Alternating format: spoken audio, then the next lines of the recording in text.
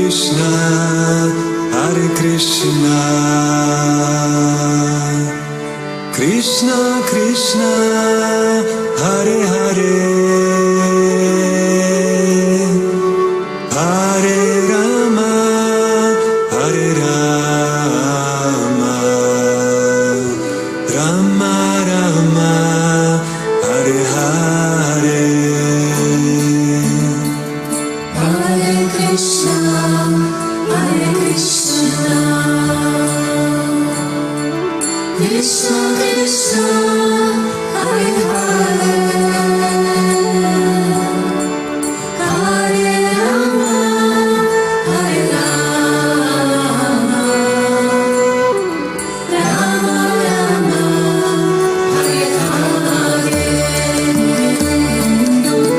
Hare Krishna, Hare Krishna, Krishna Krishna, Hare Hare, Hare Rama, Hare Rama, Rama Rama, Hare Hare.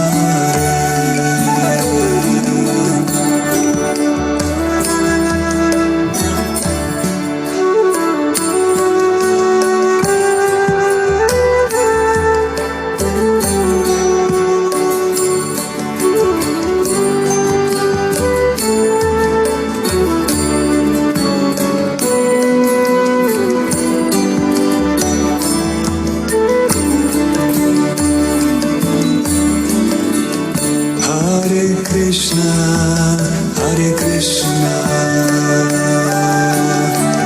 Krishna Krishna, Hare Hare, Hare Rama, Hare Rama, Rama Rama, Hare Hare. Hare Krishna, Hare Krishna, Krishna Krishna, Hare Hare,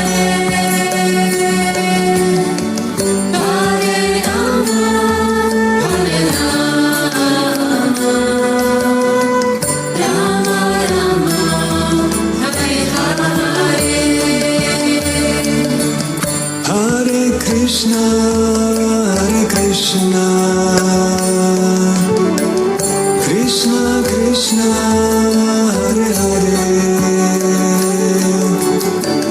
Hare Rama, Hare Rama, Rama Rama, Hare Hare. Hare Krishna, Hare Krishna, Krishna Krishna, Hare Hare, Hare Rama, Hare Rama, Rama Rama, Hare Hare. Hare Krishna, Hare Krishna, Krishna Krishna, Hare Hare, Hare Rama, Hare Rama, Rama Rama, Hare Hare. Hare Krishna, Hare Krishna, Krishna Krishna, Hare Hare, Hare Rama, Hare Rama, Rama Rama, Hare Hare. Hare Krishna, Hare Krishna, Krishna Krishna, Hare Hare, Hare Rama, Hare Rama, Rama Rama, Hare Hare. Hare Krishna, Hare Krishna,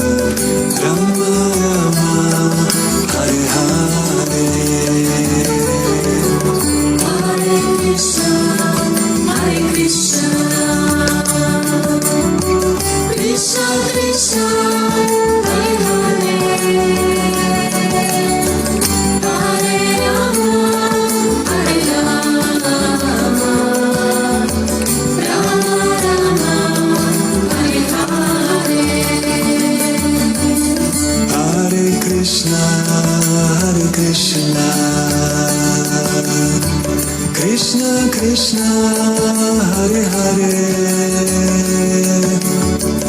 Hare Rama Hare Rama Rama Rama Hare Hare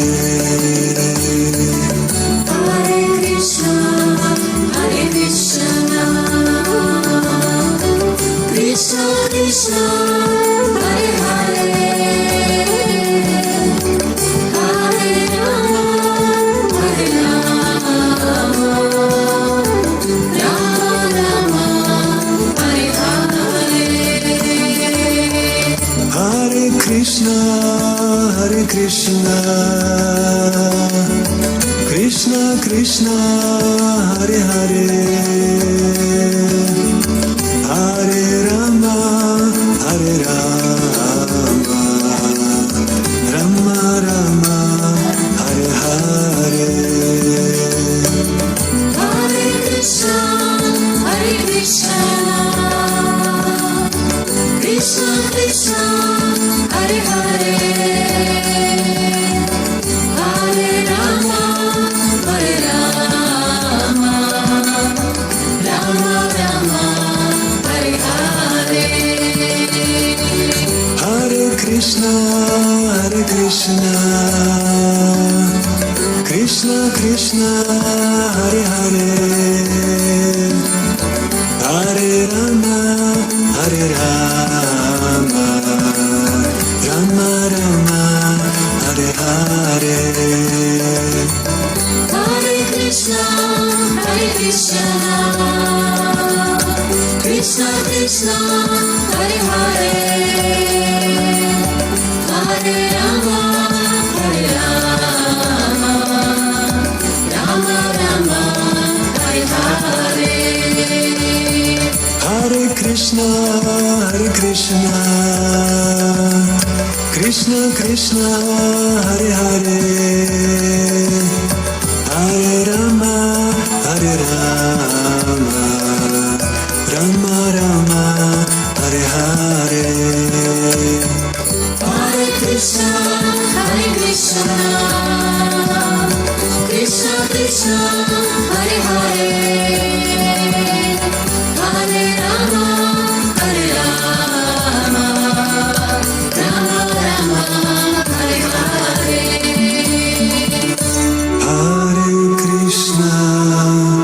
Hare Krishna Krishna Krishna Hare Hare Hare Rama Hare Rama Rama Rama Hare Hare Hare Krishna, Hare Krishna, Krishna Krishna, Hare Hare, Hare Rama, Hare Rama, Rama Rama, Hare Hare. हरिणे नमः। ॐ विष्णुपदाय कृष्णपृष्ठाय भूतले श्रीमते भक्ति वेदांत स्वामिन् इति नामिने नमस्ते सरस्वती देवे गौरवाणी प्रचारिणे निर्विशेष शून्यवादी पाश्चात्य देशतारिणे जय श्री कृष्ण चैतन्य प्रभु नित्यानंद श्री अद्वैत गदाधर शिवसदि गौर भक्त वृंद जय श्री कृष्ण चैतन्य प्रभु नित्यानंद श्री अद्वैत गदाधर शिवसदि गौर भक्त वृंद Hare Krishna, Hare Krishna, Krishna Krishna, Hare Hare, Hare Rama, Hare Rama, Rama Rama, Hare Hare, Hare Krishna, Hare Krishna, Krishna Krishna, Hare Hare, Hare Rama, Hare Rama, Rama Rama, Hare Hare. Hare Krishna, Krishna Krishna, Hare Hare, Hare Ram, Ram Ram, Hare Hare. Govinda Jai Jai, Gopala Jai Jai, Radha Ramana Hari Govinda Jai Jai. Hare Krishna, Krishna Krishna, Hare Hare, Hare Ram, Ram Ram, Hare Hare. हरिनाम संकीर्तन यज्ञ की जय, समावेत भक्त वृंद की जय, शिल प्रभुपाद की जय, गुरुदेव महाराज की जय। आज हम श्रीमद् भागवत के पहला स्कंद का दूसरा अध्याय का 21वां श्लोक लेने जा रहे हैं, 1 to 21।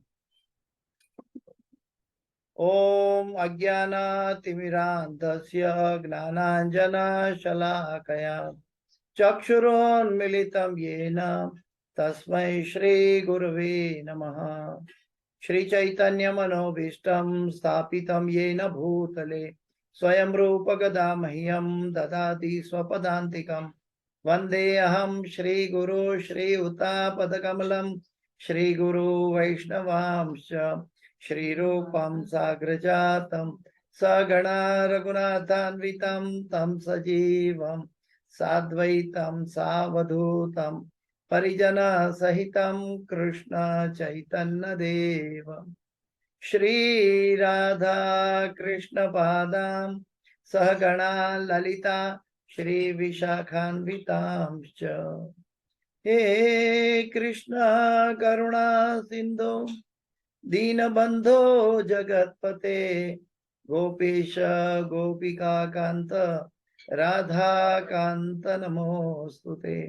तप्त कांचन गौरांगी राधे वृंदावनेश्वरी वृषभानुसुते देवी प्रणमामि हरिप्रिये। वाञ्छाकल्पतरुभ्यश्च कृपा सिन्धुभ्य एव च पतितानां पावनेभ्यो वैष्णवेभ्यो नमो नमः। श्री कृष्ण चैतन्य प्रभो नित्यानंद श्री अद्वैत गदाधर श्रीवासादि गौर भक्त वृंद।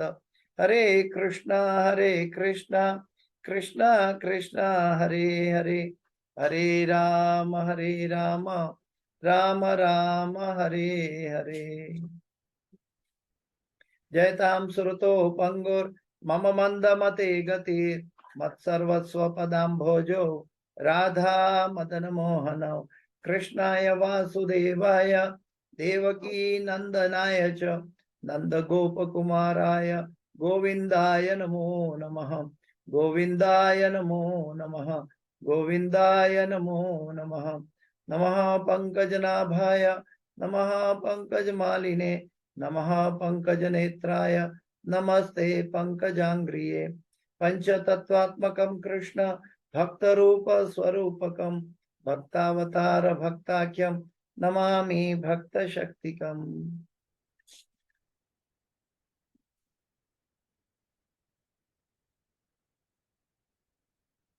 ओम नमो भगवते वासुदेवाय, ओम नमो भगवते वासुदेवाय, ओम नमो भगवते वासुदेवाय। नारायणं नमस्कृत्यं नरं चैव नरोत्तमं देवीं सरस्वतीं व्यासं ततो जयं मुदीरयेत्। नष्टप्रायेषु अभद्रेषु नित्यं भागवत सेवया भगवते उत्तम श्लोके भक्तिर्भवति नैष्ठकी। तो श्रीमद् भागवत के पहला स्कंद का दूसरा अध्याय का 21वां श्लोक पे चर्चा करेंगे थोड़ा। उसके बाद संक्षिप्त में आने वाले समय के त्योहार के ऊपर चर्चा करते हैं। भिद्यते हृदय ग्रंथि छिद्यन्ते सर्व संशया क्षीयन्ते चास्य कर्माणि द्रष्ट एवात्मनीश्वरे।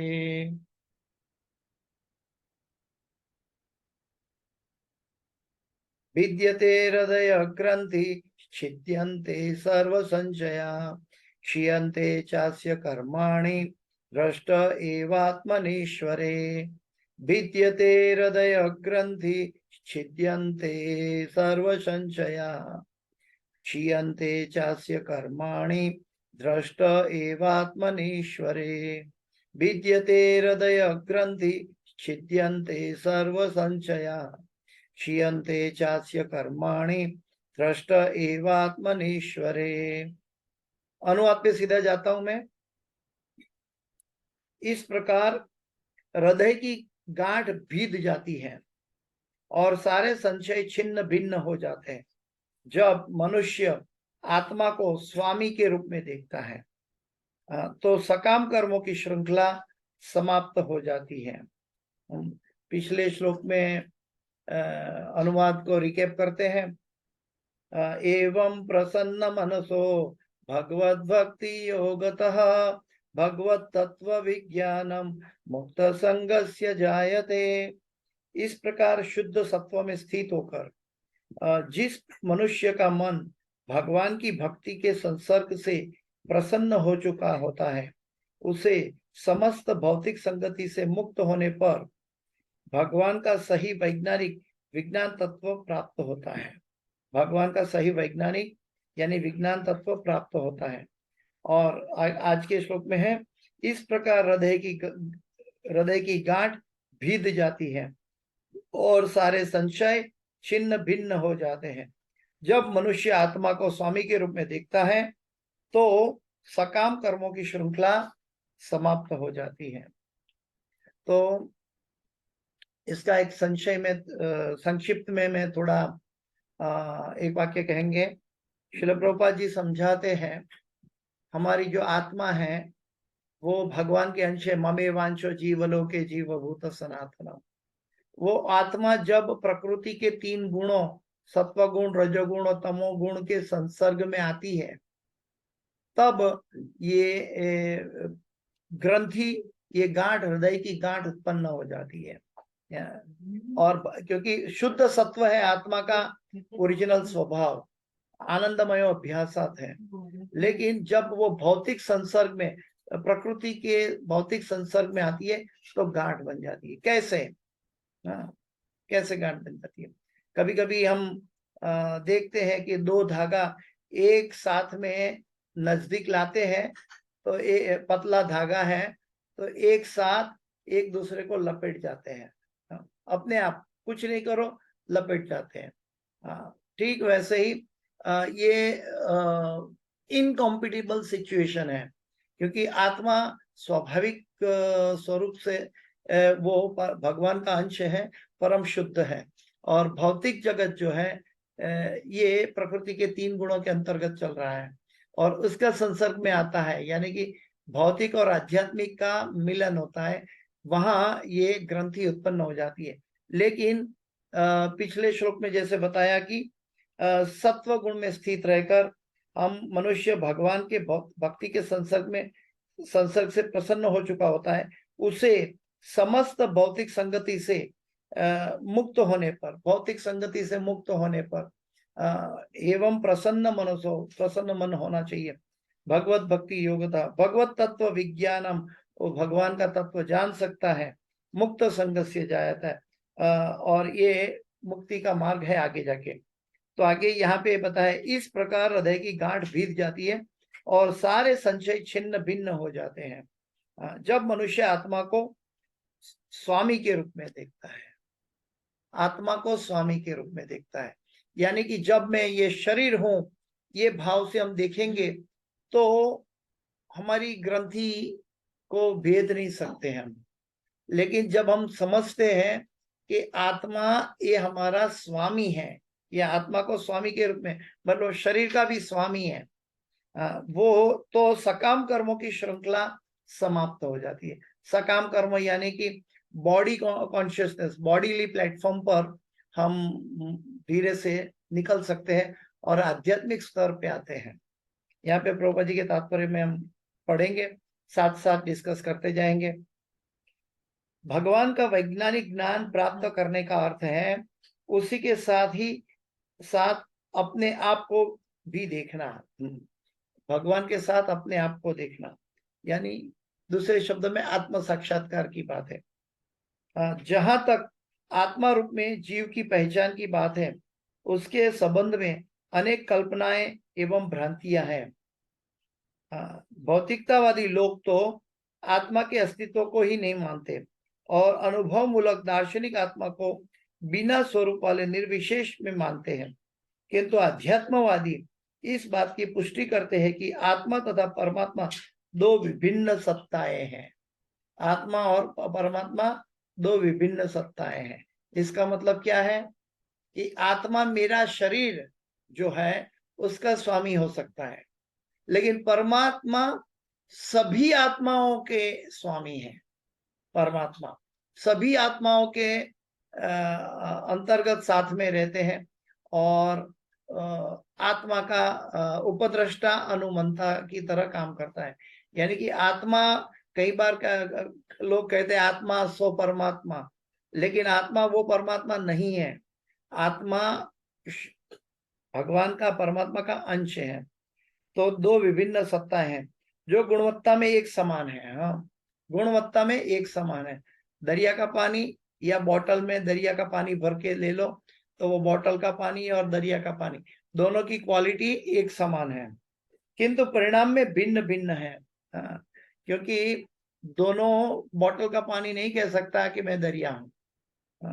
तो उस दृष्टि से वो बोतल का पानी है, वो दरिया का पानी है, तो वो भिन्न भिन्न है। वैसे हम भगवान के अंश हैं, तो हम भगवान नहीं है, लेकिन भगवान के अंदर जो क्वालिटी है वो सब हमारे अंदर है, लेकिन बहुत सूक्ष्म मात्रा में।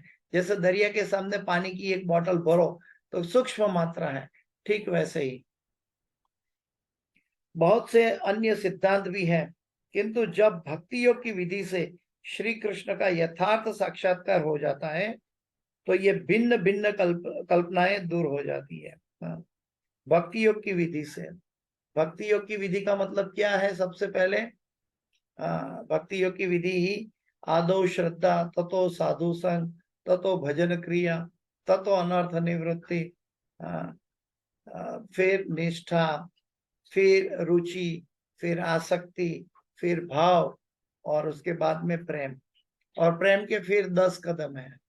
तो ये दूसरे शब्द में भक्ति की प्रिया विधि को दूसरे शब्द में अगर भक्ति रसामृत सिंधु की दृष्टि से देखें तो सर्वोपाधिर विनिर्मुक्तम तत्परत्वेन निर्मलम ऋषिकेन ऋषिकेश सेवनम भक्ति रुच्यते, वो भक्ति है। तो ये भिन्न भिन्न कल्पनाएं दूर हो जाती है। किसी का माइक चालू है।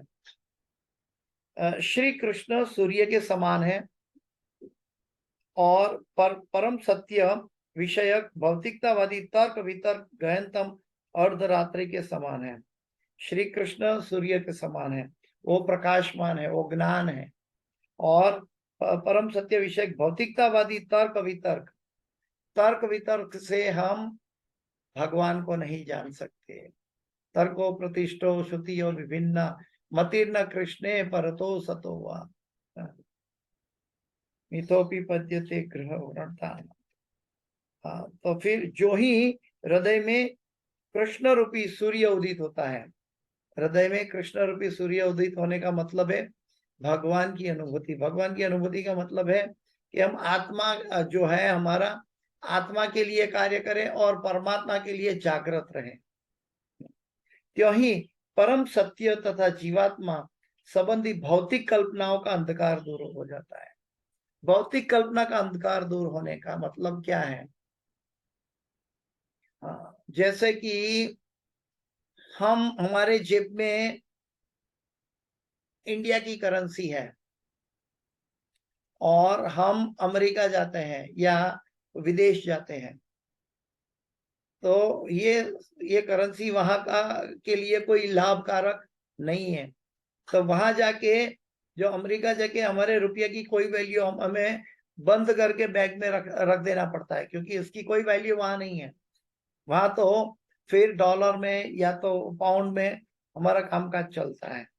तो ठीक वैसे ही हम जब आध्यात्मिक विचार सरणी में जाते हैं, आत्मा की विचार सरणी में जाते हैं, तो भौतिक यानी कि सारे भौतिक कलमश यानी कि हमारी सकाम कर्मों की श्रृंखला, क्योंकि शरीर के साथ जो श्रृंखला है वो सकाम कर्मों की है। पहले सकाम का मतलब है इसके अंदर कोई स्वार्थ जुड़ा हुआ है। सकाम का मतलब है मेरा नाम शैलेश है, यानी ये शरीर शैलेश नहीं है, लेकिन शरीर का नाम शैलेश दिया गया। मेरा नाम, आई शैलेश नहीं कहते हैं, मेरा नाम शैलेश है। मेरा माता पिता, मेरा पत्नी, मेरा बच्चा, मेरा समाज, मेरा राज्य, मेरा परिवार, मेरा राज्य, मेरा देश, ये सब मेरा मेरा मेरा के साथ जुड़ा हुआ है। और कौन सा मेरा? वो बॉडीली प्लेटफॉर्म है। लेकिन आत्मा को इसके साथ कोई लेना देना नहीं है। श्रील प्रभुपाद जी कहते हैं कि इसको जब बॉडीली प्लेटफॉर्म होते हैं तो हम एक्सटेंडेड सेल्फिशनेस में रहते हैं। पहले अपना तंदुरुस्ती का ध्यान रखते हैं, पहले अपना शरीर का ख्याल रखते हैं, अपनी इच्छाओं का ख्याल रखते हैं, उसके बाद हमारे परिवार का, पति पत्नी, बच्चे, माँ बाप, भाई बहन का ख्याल रखते हैं। उसके बाद हम अपने समाज का ध्यान रखते हैं, उसके बाद हमारे गुजरात यानी राज्य का ध्यान रखते हैं, उसके बाद हमारे देश का ध्यान रखते हैं। तो ये सब श्रृंखला शरीर के साथ जुड़ी हुई है। लेकिन ये सकाम कर्म है, इसका लिए कार्य करना यानी कि सकाम कर्म है। तो सकाम कर्मों की श्रृंखला कैसे खत्म हो जाए? जब हम आत्मा के लिए जागृत थे, क्योंकि आत्मा और शरीर भिन्न है, आत्मा और शरीर एक नहीं है। ये बार बार प्रभुपाद जी भागवत गीता में 2 अध्याय से लेके भागवत तक बार बार ये चीज समझाते हैं। क्योंकि जब हम गीता पढ़ते हैं या भागवत पढ़ते हैं, अगर हम आध्यात्मिक कोई भी कारोबार करते हैं तो हम बॉडीली प्लेटफॉर्म पे नहीं, बॉडी का एक उपयोग करते हैं, एक साधन है। लेकिन हमारा जो कार्य है, हम हरे कृष्ण महामंत्र करते हैं किसके लिए? शरीर के लिए नहीं, हम आत्मा के लिए करते हैं। आत्मा भगवान को प्रसन्न करने के लिए करते हैं।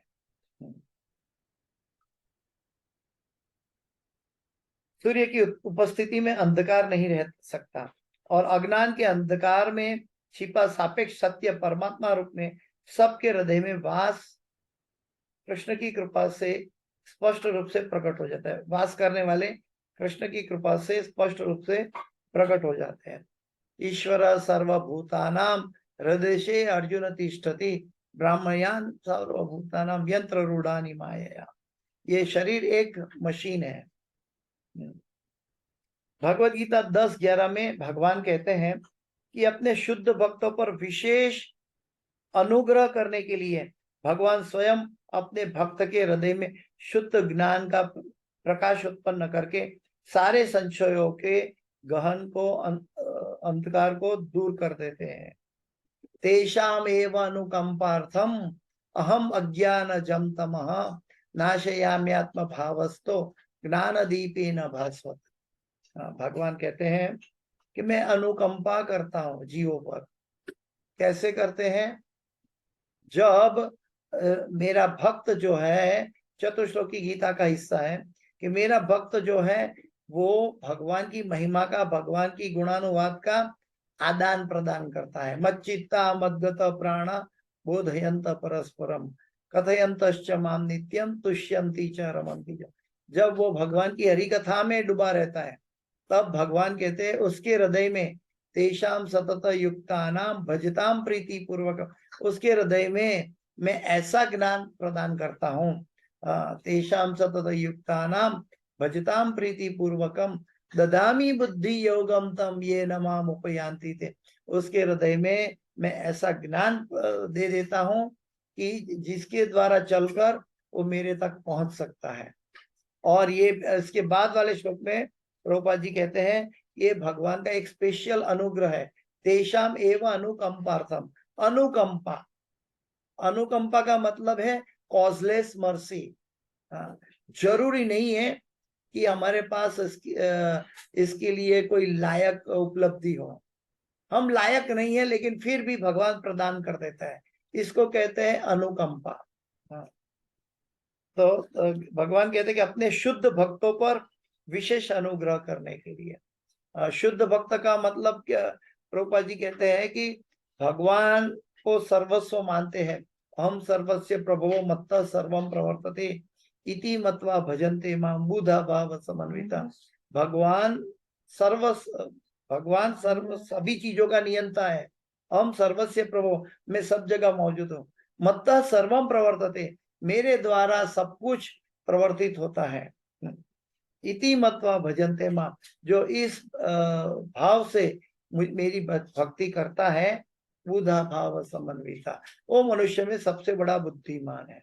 यानी कि जैसे हम कई बार कहते हैं कि भगवान की इच्छा के बिना एक पत्ता भी नहीं हिलता, ये बिल्कुल सत्य बात है। लेकिन जब कोई मुझे गाली देता है, जब कोई मुझे मेरा अहम को क्या बोलते हैं, अहम के ऊपर घा करता है, जब मेरा मिथ्या अहंकार को प्रज्वलित करता है, यानी कि मेरे प्रोवोकी सिचुएशन कोई व्यक्ति मेरे सामने खड़ा करता है, तो तब तुरंत ही हम उनके लिए द्वेष और ईर्ष्या उत्पन्न करके उनके सामने एक दुश्मन की तरह बिहेव करके उनको उसी भाषा में जवाब देते हैं। और उसी समय हम ये भूल जाते हैं कि अहम सर्वस्य प्रभवो मत्तः सर्वम प्रवर्तते। ये कोई पिछले जन्म का कर्म है जिसके द्वारा मेरे सामने ये घटना हुई है। लेकिन हम ये भूल जाते हैं और भगवान को भूलकर हम वो व्यक्ति को दोष देते हैं। तो ये चीज जब होती है तो हम कर्मों की श्रृंखला में, सकाम कर्मों की श्रृंखला में आगे बढ़ते जाते हैं। क्योंकि सकाम कर्मों की श्रृंखला का मतलब है मेरे को ऐसा, मेरे शरीर को, मेरी आइडेंटिटी को ऐसा कहा, इसीलिए मैंने ऐसा किया। मैं कौन है? मैं तो अंश है। तो मैं का ममत्व या अहंकार कहाँ से आया? मिथ्या अहंकार कहाँ से आया? और ये तो प्रकृति के द्वारा सब कुछ हो रहा है। प्रकृति क्रियमाणानि गुणे कर्माणि सर्वथा, प्रकृति के 3 गुणों के द्वारा। अहंकार विमूढ़ आत्मा करता हम इति मन, मैं तो नहीं कर रहा हूँ, ये तो प्रकृति के 3 गुणों के द्वारा हो रहा है।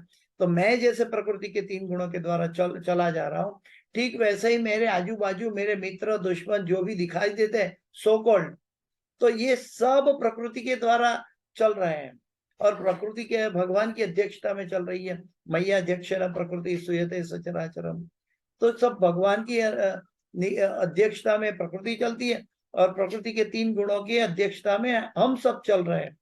तो हम कोई व्यक्तिगत किसी को द्वेष और ईर्ष्या से दुश्मन कैसे बना सकता है?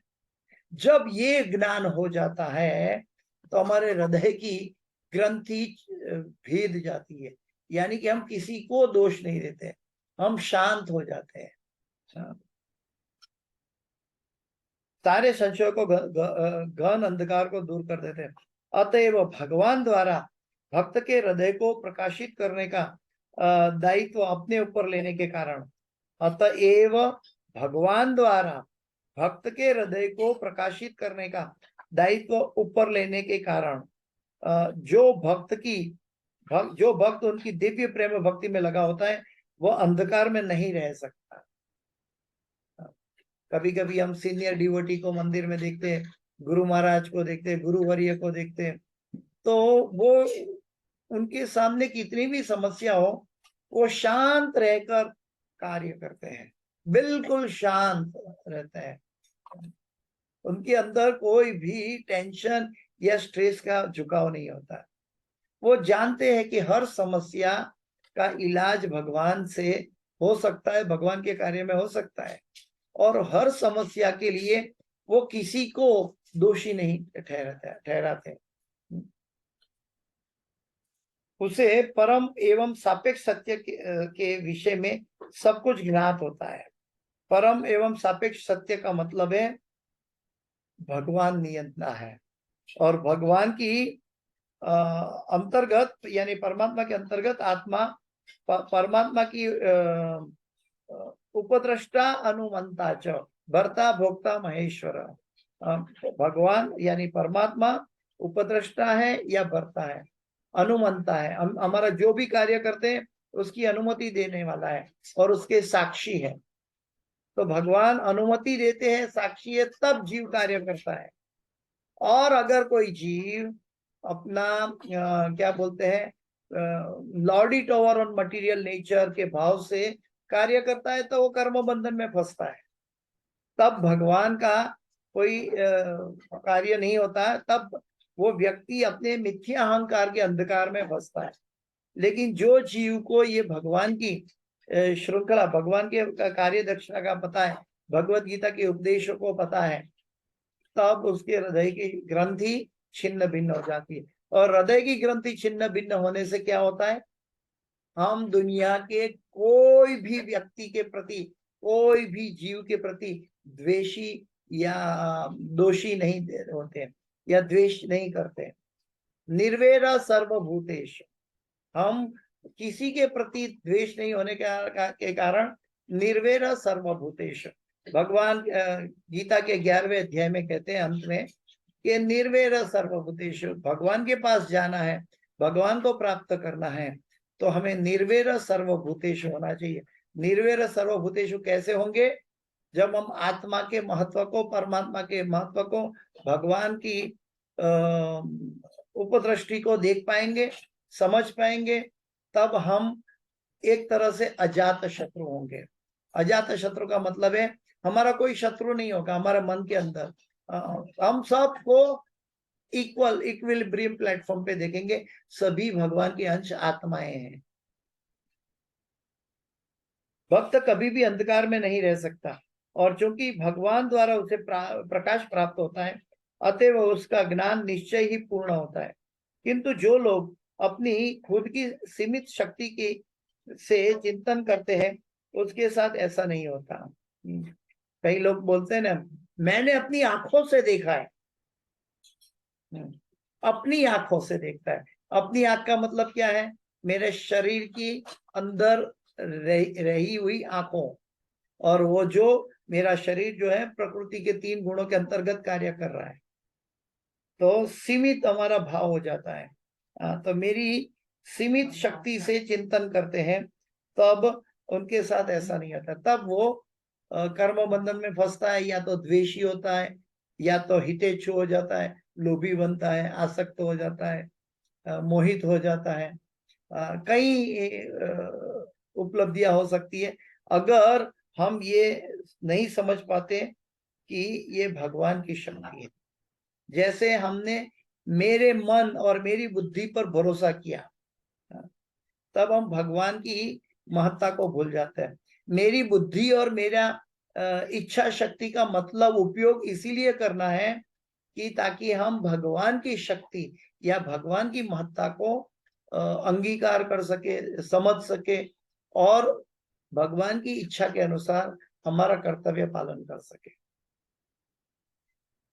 पूर्ण ज्ञान परंपरा या निगमनीय तर्क पूर्ण ज्ञान कहलाता है, परंपरा के द्वारा प्राप्त होता है। यह एक प्राधिकारी से विनीत श्रोता तक पहुंचता है, यह एक प्राधिकारी से, प्रभुपाद जी जैसे प्राधिकारी से विनीत श्रोता तक पहुंचता है, हम सब तक पहुंचता है, जो सेवा तथा समर्पण द्वारा प्रमाणित होता है। जो सेवा तथा समर्पण द्वारा तद्विधि प्रणिपातेन परिप्रश्नेन सेवया, आध्यात्मिक ज्ञान बिना सेवा हमारे पास रुकेगा नहीं, टिकेगा नहीं। आध्यात्मिक ज्ञान का जो अगर हमें ध्यान करना है, उपलब्धि करनी है, तो हमें समझना है कि इसके पीछे हमें कुछ देना होगा। आध्यात्मिक ज्ञान को, भौतिक जगत में ऐसी कौन सी संपत्ति है जिससे हम आध्यात्मिक ज्ञान खरीद सकते हैं? कोई भी संपत्ति, हम इस भौतिक जगत की कोई भी चीज को, संपत्ति को हम उपयोग नहीं कर सकते आध्यात्मिक ज्ञान खरीदने के लिए। लेकिन आध्यात्मिक ज्ञान को खरीदना है तो हम सेवा कर सकते हैं। तद विद्धि प्रणिपातेन परिप्रश्नेन सेवया, हम प्रश्न कर सकते हैं लेकिन उसके बदले में उसका मोल चुकाना है। क्या? सेवया। उपदेक्षन्ति तद ज्ञानम, वो तत्व का जिन्होंने दर्शन किया है ऐसा व्यक्ति, तद ज्ञानम ज्ञानिनास तत्व दर्शन, वो उनको उपदेश देंगे ताकि उसको सही ज्ञान सही दिशा प्राप्त हो जाए। यह एक प्राधिकारी से विदित श्रोता तक पहुंचता है जो सेवा तथा समर्पण द्वारा प्रामाणिक होता है। अगर समर्पण नहीं है, श्रद्धा नहीं है, तो भी ये ज्ञान प्राप्त नहीं हो, संशय में ही पड़ा रहे। ये परम सत्य है, लेकिन हम हमारे मन की कभी कभी हमारा मन राजोगुण में है, कभी तमोगुण में है, कभी सत्व गुण में है। तो ये लेक्चर, ये जो गीता का या भागवत का श्रवण करते हैं, तब भी उसको हमारा मन भौतिक गुणों के द्वारा एनालिसिस करने लगता है। जब हम भौतिक गुणों के द्वारा एनालिसिस करते हैं तब हम सही बात में सही संदेश प्राप्त नहीं कर सकते। तो इसको कैसे प्राप्त किया जाए? हमारा मन और बुद्धि से तो प्राप्त करता है, हमारा कर्ण के रंध्र के द्वारा, तो कैसे प्राप्त किया जाए? तो श्रवण की विधि, और ये श्रवण का अर्थ क्या है? जो सुना वो एज इट इज अमल किया। वहां श्रवण की विधि के अंदर, हमारे कान की विधि के अंदर मन और बुद्धि का उपयोग साइड में है। हम ज्ञान मन और बुद्धि के द्वारा प्राप्त नहीं करते, बल्कि कर्ण रंध्र के द्वारा प्राप्त करते हैं। वहां भौतिक बुद्धि या भौतिक मन का उपयोग करने की आवश्यकता नहीं है, एज इट इज उसका इस्तेमाल करना चाहिए। लेकिन जैसे हम अपनी बुद्धि से सोचेंगे या तो अपनी इच्छा के अनुसार भौतिक प्रकृति पर प्रभुत्व जमाएंगे, हम अज्ञानी हैं समझो, तो हमने हमारे सामने एक आम पड़ी है, एक करेला पड़ा है, तो आम खा ली। आम तो बहुत मीठी थी, बहुत अच्छा था, आम खा लिया। अभी हम सोचते हैं, हमने कभी दिमाग नहीं है, हम सोचते हैं ये करेला भी इतना मीठा होना चाहिए, और जब हम करेला खाने लगे तो करेला कड़वा लगता है। तो करेला कड़वा लगता है, हम कहेंगे ये कैसे कड़वा हो गया, ये मीठा था तो ये कैसे कड़वा हो गया? नहीं, ये इनका अपना गुण है करेला का, और आम का अपना गुण है। हम इसको विभिन्न नहीं कर सकते कि ये करेला कड़वा क्यों, ये आम मीठा क्यों। नहीं, ये जो है वैसे हम अपनाते हैं कि भाई करेला का एक उपाय है वो लोहे की शुद्धिकरण के लिए, तो उसका उपयोग करेला के लिए कर लेते हैं, या तो उसका सद्गुण प्राप्त कर, मतलब शारीरिक गुण है उसके लिए प्राप्त करते हैं। आम का और एक गुण है तो उसके लिए प्राप्त करते हैं। तो आम का मीठा क्यों या करेला का कड़वा क्यों, ये हम नहीं पूछते हैं। ठीक वैसे ही आध्यात्मिक ज्ञान के बारे में हमें पूछने का जरूरत नहीं है, क्योंकि ये परम सत्य से आया है, एज इट इज आया है, उसको अपनाना है। हम उसको एनालिसिस करते हैं, किसकी? सीमित बुद्धि के द्वारा। तब क्या होता है, हम भौतिक प्रकृति के अंतर्गत सात्विक, राजसिक और तामसिक जो भी मोड में हम हैं, उसकी अनुलक्षी में हमारा इसकी क्या बोलते हैं समझण हमारे अंदर प्रवेश करती है। नहीं, इसको एज इट इज स्वीकारना है। जैसे करेला का कड़वा स्वीकार लिया, आम का मीठापन स्वीकार लिया, डॉक्टर की दी हुई गोली को भरोसा रख के स्वीकार लिया, तो हम भगवान के उपदेशों को भी अमृत समझकर पी जाना चाहिए कर्ण रंध्र से। तो इससे क्या होगा कि हमारा हृदय का शुद्धिकरण हो जाएगा, हृदय की ग्रंथि साफ हो जाएगी। हम किसी को दोष नहीं देंगे, हम दुश्मन को जाके आलिंगन करेंगे। हाँ, हम क्योंकि हम उसके अंदर, तब हम सभी आत्मा और परमात्मा का दर्शन करेंगे, हम व्यक्ति के शरीरों को नहीं देखेंगे। उनके साथ ऐसा नहीं होता। पूर्ण ज्ञान परंपरा या निगमनीय तर्क पूर्ण ज्ञान कहलाता है। यह एक प्राधिकारी से विनीत श्रोता तक पहुंचता है जो सेवा तथा समर्पण द्वारा प्रमाणित होता है। ऐसा नहीं कि कोई परमेश्वर के प्रमाण को चुनौती दे सके, ऐसा नहीं कि कोई परमेश्वर के प्रमाण को चुनौती दे सके कि भाई करेला कड़वा क्यों मीठा नहीं है, ये प्रकृति के द्वारा करेला मिला है, प्रकृति के द्वारा आम मिला है, प्रकृति भगवान की अध्यक्षता में है, तो हम ये नहीं कह सकते कि करेला मीठा क्यों नहीं है, आम कड़वी क्यों नहीं है। नहीं, ये इसके ऊपर हम चुनौती नहीं दे सकते, उसको स्वीकारना होता है और उन्हें जान भी ले। उन्हें अधिकार है कि ऐसे ललकारने वाले जीव के समक्ष प्रकट ही न हो। अगर हम 100 साल तक बैठे रहे और इसको ललकारते रहे कि भाई करेला तुम मीठा हो जाओ, आम तुम कड़वा हो जाओ, वो कभी शक्य नहीं होगा, क्योंकि ये हमारी सीमित बुद्धि का प्रादुर्भाव है। जो परम पूर्ण का क्षुद्र स्फुरलिंग मात्र है, और ऐसा स्फुरलिंग जो माया के अधीन है, माया के अधीन है। भक्तगण विनीत होते हैं, भक्तगण विनीत होते हैं। यहाँ ये बहुत बड़ी बात है, जब तक विनीत नहीं होते तब तक एज इट इज स्वीकार नहीं सकते। जब तक हमारे अंदर चैलेंज का भाव है, हम एज इट इज स्वीकार नहीं सकते। तब तक असली आनंद, असली उपदेश का आनंद पा नहीं सकते। भगवान के उपदेश को, भगवान के आधार को पूर्णतया एज इट इज प्राप्त करना चाहिए। हाँ, शुद्ध भक्तों के द्वारा, भगवान की महिमा के द्वारा, शास्त्रों के वचनों के द्वारा, गुरु की महिमा के द्वारा हमें एज इट इज ग्रहण करना है। जब एज इट इज ग्रहण करेंगे तब उसका आनंद मिलेगा। हम इस जगत के अंदर हरि कथा में भी हमें आनंद नहीं मिलता, क्योंकि हरि कथा हम भौतिक कार्यों के संलग्न होते हुए कर रहे हैं, एक साइड बिजनेस की तरह कर रहे हैं, इसलिए हरि कथा में आनंद नहीं मिलता। भक्तगण विनीत होते हैं।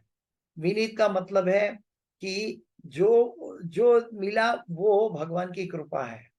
भगवान की कृपा हर क्षण, हर दिन, हर समय, हर एक जीव पर बरसती रहती है, यह चाहे प्रतिकूल हो चाहे अनुकूल हो, ये सब में भगवान की अनुकंपा है। प्रतिकूल है तो भी अनुकंपा है।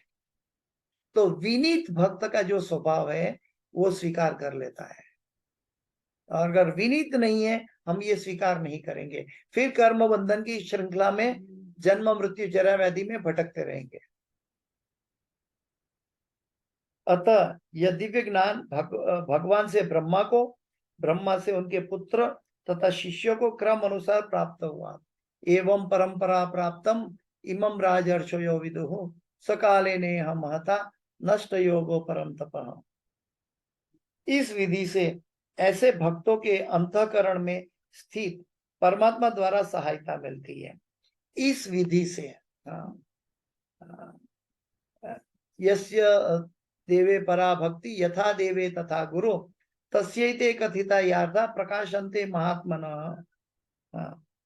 उपनिषद का श्लोक है, वो बिल्कुल बिफिटिंग ये प्रभुपाद जी के तात्पर्य के वाक्य के अंदर है।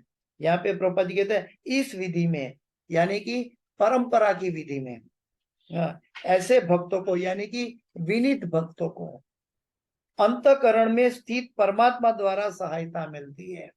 अंतःकरण में, तो क्योंकि वो एज इट इज ग्रहण कर रहा है, परमात्मा देख रहा है इसके हृदय में बैठा हुआ कि इसमें वो संशय नहीं करता। अगर संशय करता है, संशय का मतलब भौतिक प्रकृति के द्वारा, मन और बुद्धि के द्वारा उसको छानबीन नहीं करता, ये सही है या गलत है। परम सत्य की बात कर रहे हैं हम, लौकिक बातों की बात नहीं कर रहा हूं मैं। यहाँ परम सत्य की, जो श्रीमद् भागवत के उपदेश है, जो गुरु के मुख से निकला है, जो प्रभुपाद जी के तात्पर्य से मिला है, जो परंपरा से भागवत हमें प्राप्त हो चुका है, सुखदेव गोस्वामी के, वेद व्यासी के द्वारा, सुखदेव गोस्वामी के द्वारा, सुत गोस्वामी के द्वारा, शौनक ऋषि के साथ जो घटना हुई, उसके बाद नारद मुनि के बाद नारद मुनि तो व्यासदेव जी से पहले है, क्षमा करें, लेकिन ऐसी परंपरा में जब ये शिल प्रभुपाद जी तक आया और वही परंपरा में आज हम उनके तात्पर्य के द्वारा प्राप्त कर रहे हैं। तो नारद जी ने ये उपदेश दिया व्यासदेव जी को, व्यासदेव जी ने ये उपदेश दिया सुखदेव गोस्वामी ने सुत गोस्वामी ने शौनक ऋषि को उपदेश दिया। तब परीक्षित महाराज ने सुना, परीक्षित महाराज के सुनते ही ये श्रीमद् भागवत सुत गोस्वामी द्वारा हम तक पहुंचा है। और श्री चैतन्य महाप्रभु कहते हैं कि श्रीमद् भागवतम प्रेम पुमार्थो महान, ये अल्टीमेट, ये स्पॉटलेस है, इसमें कोई दाग नहीं है।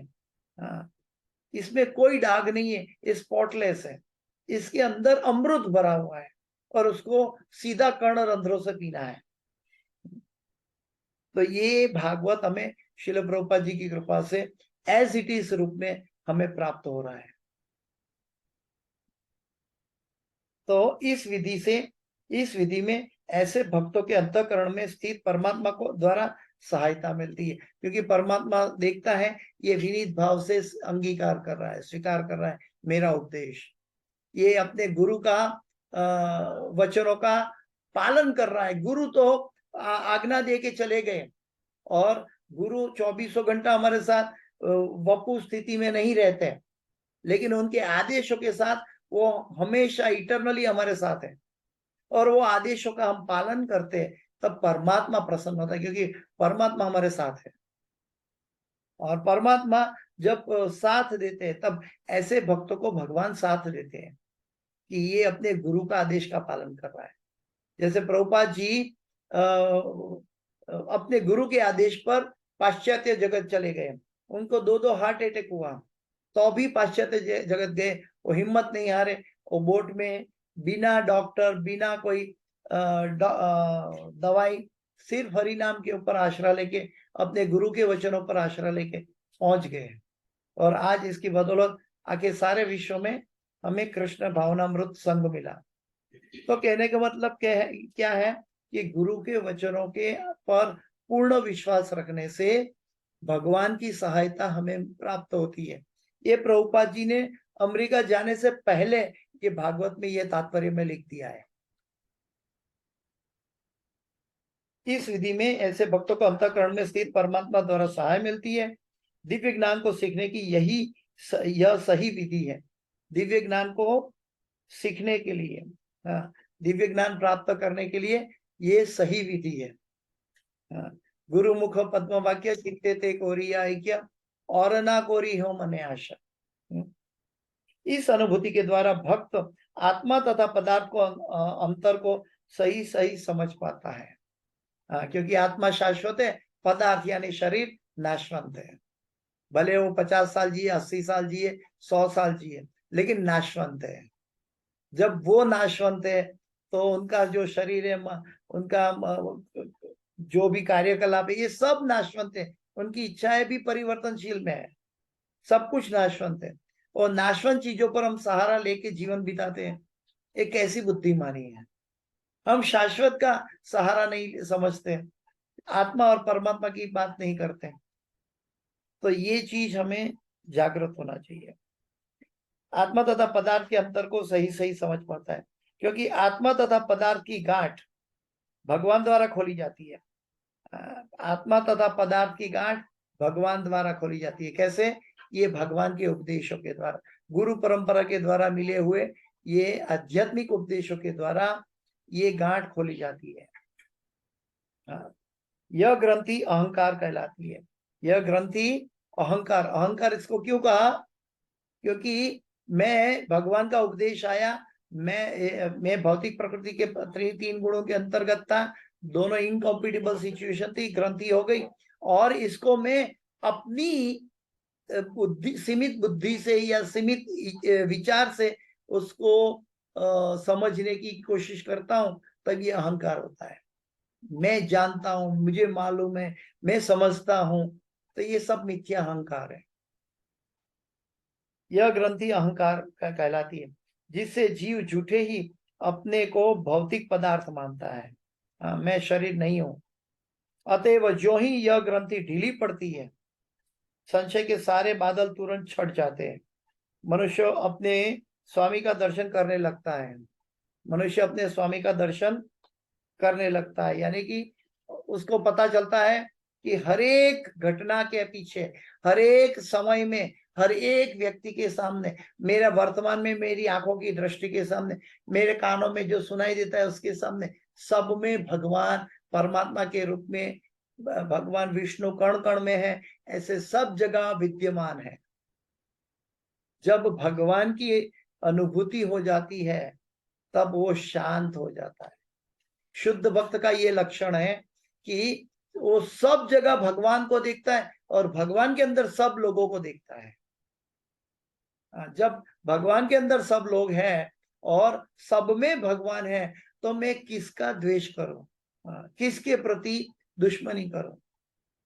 तो ये बात तब वहां क्या बोलते हैं कि हमारा एनसाइक्लोपीडिया के सब्जेक्ट में एजेंडा में रहती है नहीं, मन के एजेंडा में रहती नहीं है, क्योंकि मन का एजेंडा कहता है अभी यहाँ तो कोई आई मी माइंड वाला है ही नहीं, हम सब भगवान के अंश है। भगवान की दी हुई बुद्धि नहीं, मुझे तो भगवान के उपदेश ग्रहण करना है और मेरी जो भी इच्छा होगी, यथार्थ इच्छा होगी, भगवान पूरी करते हैं अगर योग्य है तो। लेकिन आसक्ति है तो हम कर्म बंधन में पड़ते हैं। हमारी साधु गुरु शास्त्र के अंतर्गत इच्छा है, भगवान को प्रसन्न करने की इच्छा है, गुरु को प्रसन्न करने की इच्छा है, तो भगवान का साथ हमें सतत मिलता है। लेकिन जब मैं गुरु को भूल जाता हूँ, भगवान को भूल जाता हूँ और स्वयं आनंद लेना चाहता हूँ और मैं कर्म बंधन में फंस जाता हूँ।